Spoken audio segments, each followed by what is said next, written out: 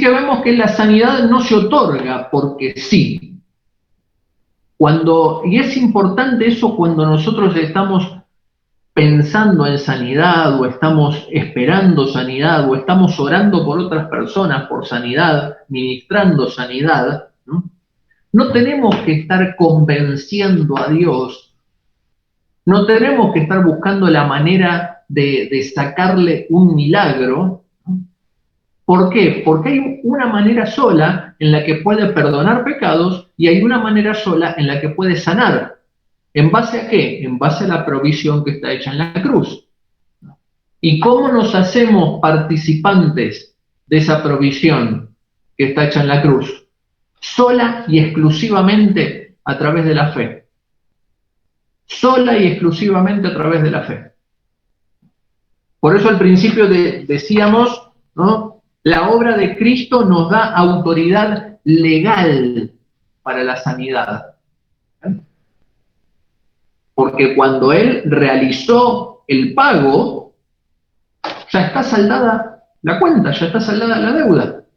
No tenemos nosotros que estar pagando de nuevo, tanto para los pecados como para las enfermedades. No tenemos nosotros que estar cargando lo que Jesucristo ya cargó.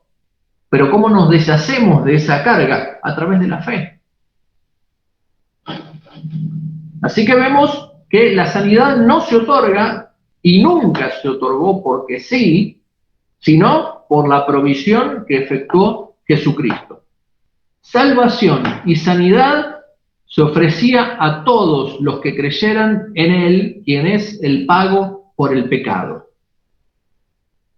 Miremos que no hay exclusividades. En estos versículos están remarcados todo aquel, cualquiera, si alguno. Juan 3:16, para que todo aquel que en Él cree no se pierda, mas tenga vida eterna. Hechos 2, todo aquel que invocare el nombre del Señor será salvo. Mateo 7, cualquiera que me oye estas palabras y las hace, le compararé a un hombre prudente que edificó su casa sobre la roca. Mateo 19, cualquiera que haya dejado casa, hermanos, hermanas, padre, madre, mujer, hijos, tierra, por mi nombre, recibirá 100 veces más. Juan 6, 51. Yo soy el pan vivo que descendió del cielo. Si alguno, no está especificando a nadie, ¿no? Es el que recibe, el que cree, el que toma el regalo de Dios. Si alguno comiere de este pan, vivirá para siempre. Juan 7. Si alguno tiene sed, venga a mí y beba. Una y otra vez se nos dice que esto es ¿para quién? Para cualquiera, para todo aquel, ¿no? Para alguno que tome esto. Que tome esta provisión que nos dio Jesucristo, quien es el pago por nuestros pecados, quien es el pago por nuestra enfermedad. Y finalmente llegamos al momento en el tiempo crono, el cronometrado, ¿no? En el que ocurre este sacrificio. En la eternidad ya había ocurrido, entonces las sanidades y el perdón de los pecados ocurrían por la paga que se iba a hacer en el futuro. Pero ahora llegaba el momento de pagar efectivamente. ¿Bien? Podemos decir que antes de la cruz, el perdón de pecados y las sanidades eran a cuenta. Vieron que hay unas libretitas en algunos almacenes y se van anotando. Bueno, eso no quiere decir que no hay que pagarlo. Sí hay que pagarlo, ¿no? Todavía no se hizo el pago, pero se está confiando de que se va a realizar el pago. Bueno, el perdón de pecados y las sanidades en el Antiguo Testamento iban a cuentas. El padre iba tomando notas en su libretita de todos los perdonados y todos los sanados, ¿no? Por fe. Pero ahora el hijo tenía que venir, tenía que pagar. ¿Bien? Entonces ocurre en el tiempo ese pago, que termina declarándose en el Evangelio con el consumado es. Ya está realizado todo.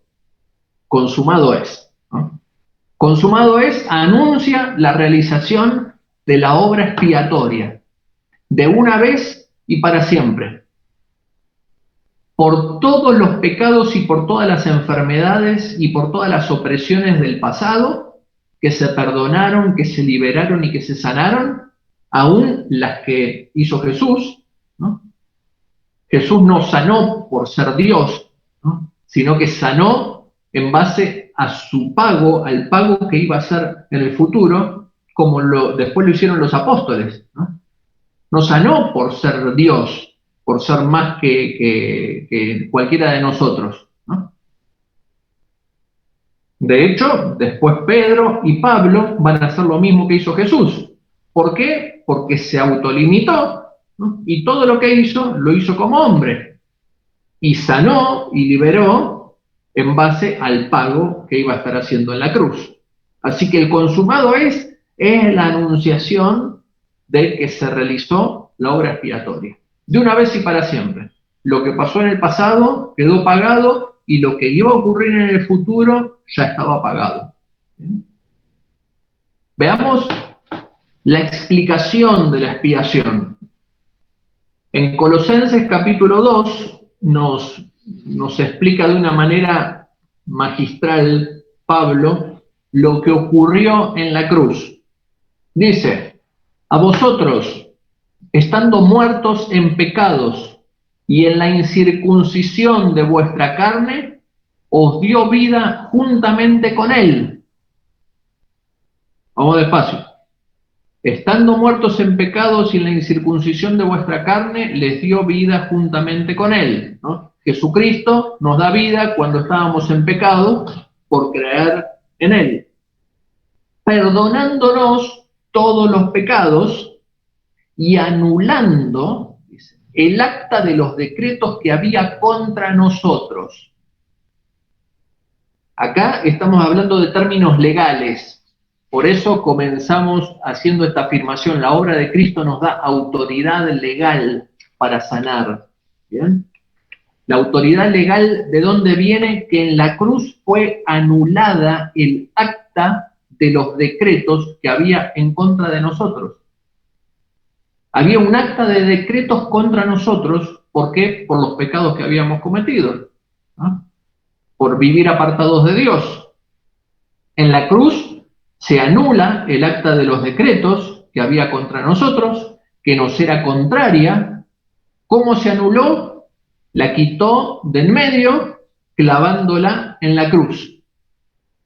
Y ahora dice, despojando a los principados y a las potestades, los exhibió públicamente, triunfando sobre ellos en la cruz.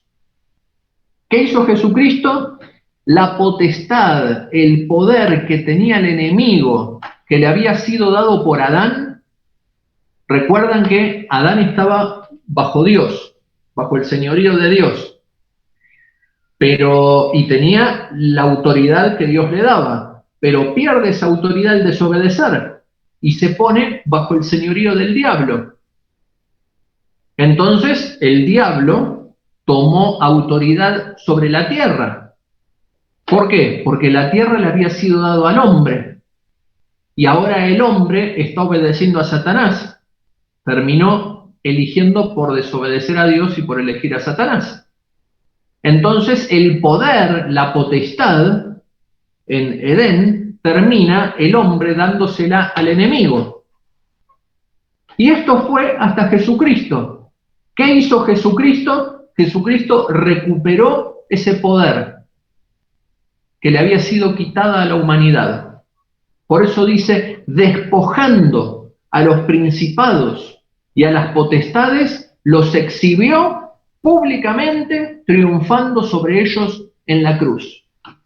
¿Qué significa esto? Que hoy Satanás, que hoy todas las huestes espirituales de maldad no tienen ninguna autoridad, no tienen ningún poder sobre nosotros, tanto para pecados como para enfermedades, como